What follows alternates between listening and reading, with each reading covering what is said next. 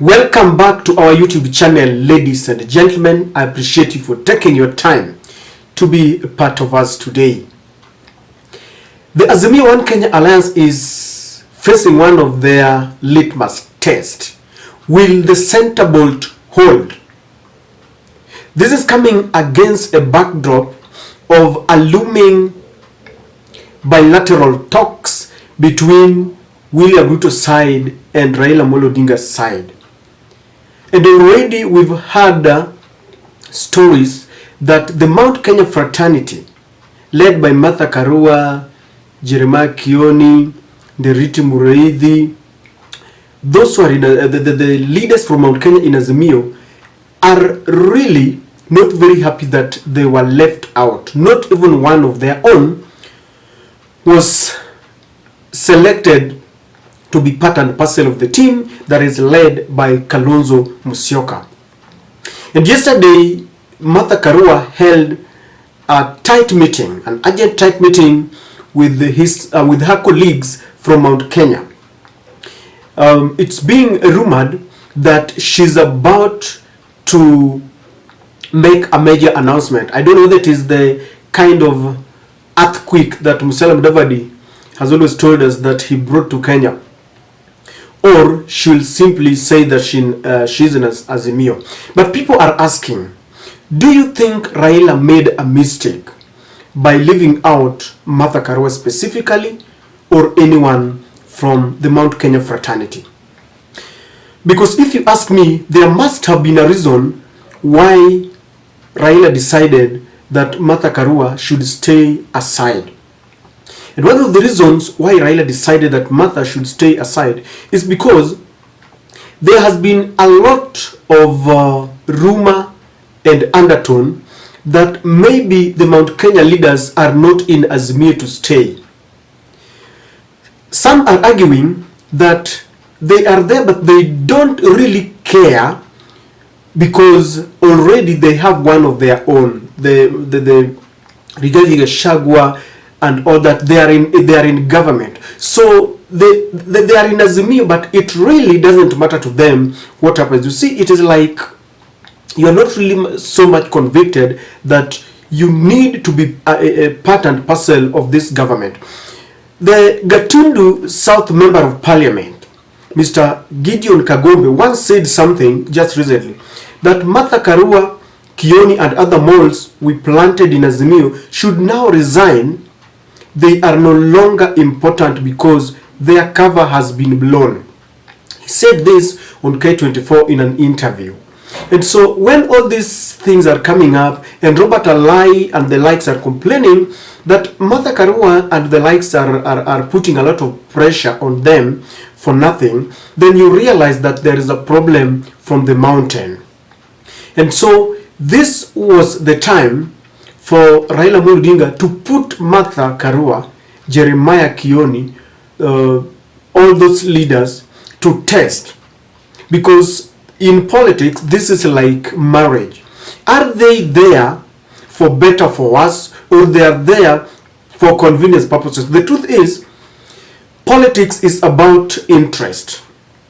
And so what is their interest? You see, there are those who are in Azimio to stay.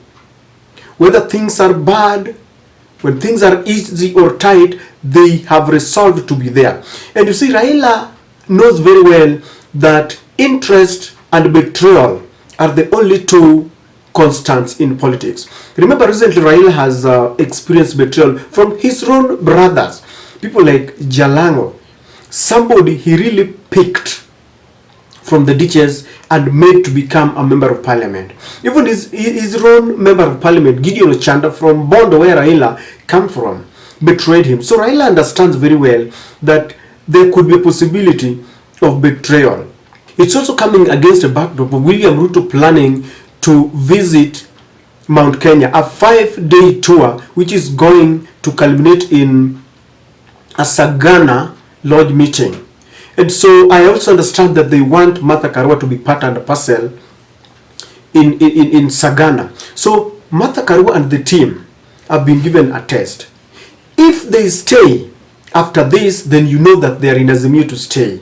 Because already Jeremiah Kioni has started talking about those who died during the Mau Mau must also be counted, because people have been complaining that there is a certain community that was really killed during the demonstrations. And so Jeremiah Ken is telling them that it is not only the deaths during the demonstration that we are looking at, but also during the Mau Mau. That is what they're holding on to. And so, will they stay now that they don't have one of their own? If they stay, then you know that they are in Azimio, for better for worse. But if they decide to go, then people like Kalai Robert could be right, because as it is, Raila understands very well that there are no permanent enemies, no permanent friends. They can decide to join the other side of the camp. The intention of Raila in these talks also informed the decision to leave out Martha Karua. You see, I always, and I've always opined that these talks will lead us nowhere. There is nothing positive that is going to come out of these meetings.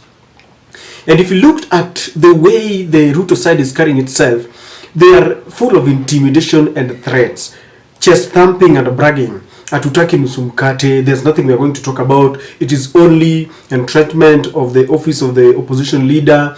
We are going to reconsider the office of the prime minister, the CDF, the two-third gender rule, that which William Ruto came up with when he took oath of office. And they are saying, these are the things we are going to talk about. These are the agendas, and there's nothing more.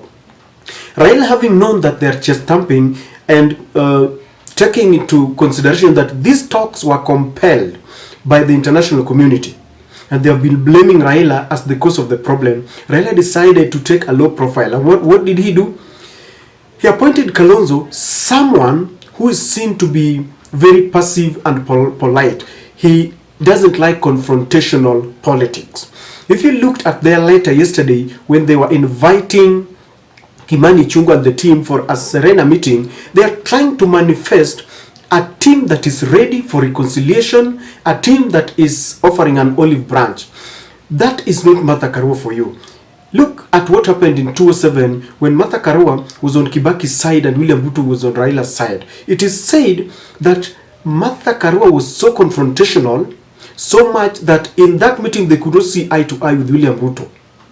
It forced Kofi Annan during those the negotiations to kick them out, and finally Raila and Kibaki were called and they were told, now sit here. Because anytime they were negotiating, Martha Karua would have a stand, William Ruto a stand, and they were saying, we're going to consult our principals. And they were told, now we need to get your principles. And because of that confrontational kind of negotiations, Raila decided to leave Martha Karua out, because he wants his team to present itself as people who want peace. Martha Karua does not even want these meetings, because he believes that you cannot negotiate with a thief. Martha Karua believes that William Ruto is a beneficiary of electoral thieving and stealing, and so she doesn't believe that they should be negotiating with a thief. And that is why he was also left out, because Raila wants this kind of a soft negotiations. The other thing is that politics is about numbers. Let us face it. When Raila Odinga brought in Martha Karua, he knew very well that he was going to form the government, and he knew that with Martha Karua on his side, they will fight corruption, because Martha Karua is tough talking. Martha Karua has got this stand that when she believes in something, she does not deviate from it. And he also wanted women votes. But it turns out that Martha Karua does not command a lot of votes from her own constituency in Gichugu. And so people like Robert Alai are saying that yes, Martha Karua is tough, but does she bring something on the table? Let me tell you something. I believe there are people from Mount Kenya who really voted for Raila Odinga. They love Raila Odinga for who he is, because people are suffering together. Hunger does not, choose that you are now a Kikuyu, a Luya, all those kissing. But a time comes when you now need to deal with numbers. And I think this is the moment when Raila is telling the Mount Kenya fraternity to regroup together and find out where they belong? Do they command those numbers? Because if you look at Kalonzo Musyoka, Kalonzo has proved to Raila that he's got a voting bloc that does not waver. I always say here that I have never seen any member of parliament from Kalonzo's side lining up in State House to take photos that they are swearing their allegiance to William Samoei Ruto. And with that, Martha Karua was not the right person, because if we are looking at numbers, then compared to those people who have been appointed there, they at least represent a constituency, an area that voted for the Azimio. And so, ladies and gentlemen, will the center bolt stay? This is a moment of reckoning, and Martha Karua and the Mount Kenya Azimio fraternity will show Kenyans whether it is for better, for worse, or it is for convenience.